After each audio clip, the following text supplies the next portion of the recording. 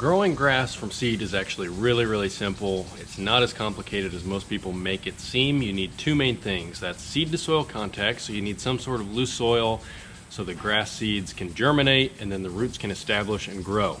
The second thing you need is water. So as far as watering goes, we want to keep the seed moist at all times. And so in order to keep it moist, we've got to water several times a day. And so if you have an in-ground sprinkler system, I am very jealous of you. This should be no problem for you. Set it and forget it. Set it to water 3 times a day, about 7 minutes a time. That's at least my opinion. I don't need any more than 7 minutes. You don't want the seed to get too wet or to be floating. You don't want puddling of water in your soil because that can be a bad thing. The seed can actually rot. So for me, where I'm at, I have found that 7 minutes is perfect. If it's hotter, I might go a little bit longer, and if it's cooler, I might be able to cut back to 5 minutes, but for the most part, 7 minutes is perfect. For me, in order to cover my entire yard, I have to put the sprinkler in 15 different spots. That's pretty much 5 spots in each section.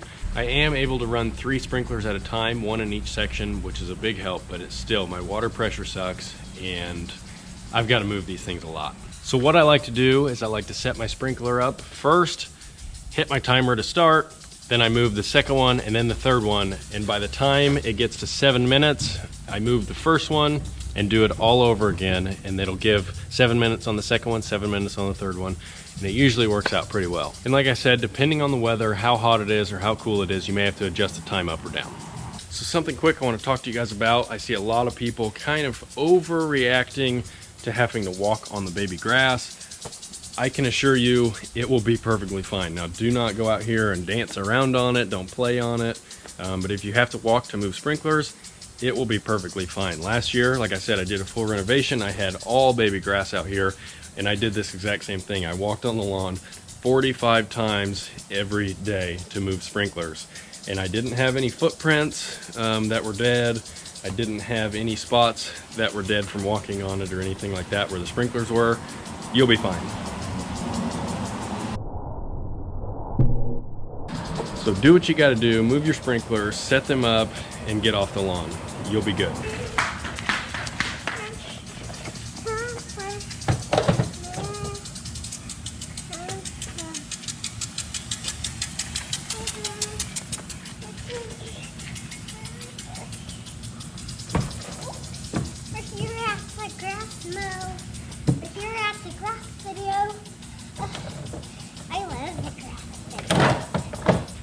Careful, I don't want you to get wet. Oh, look.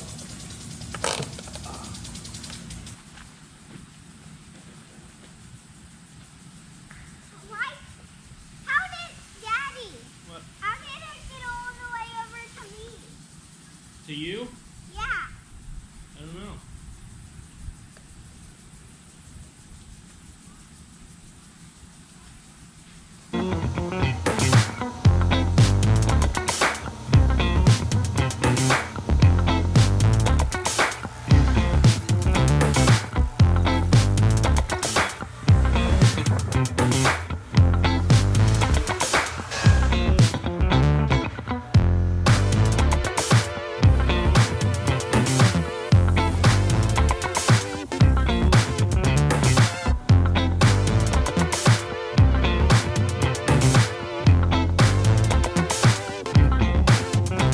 Lemonade break.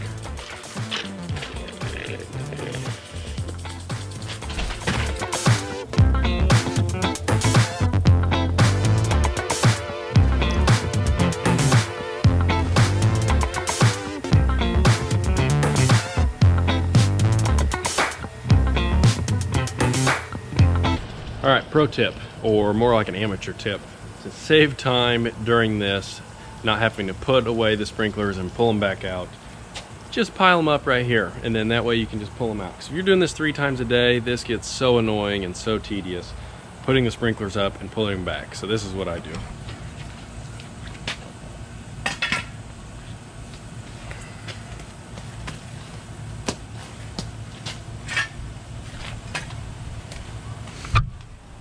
Boom.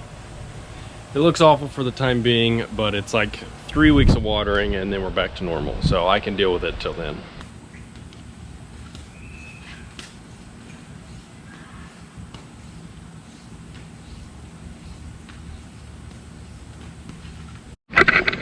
All right, so I'm pretty sure this is one of my grass seeds. They accidentally got thrown into this rock bed, and this bed is like 8 inches deep of rocks.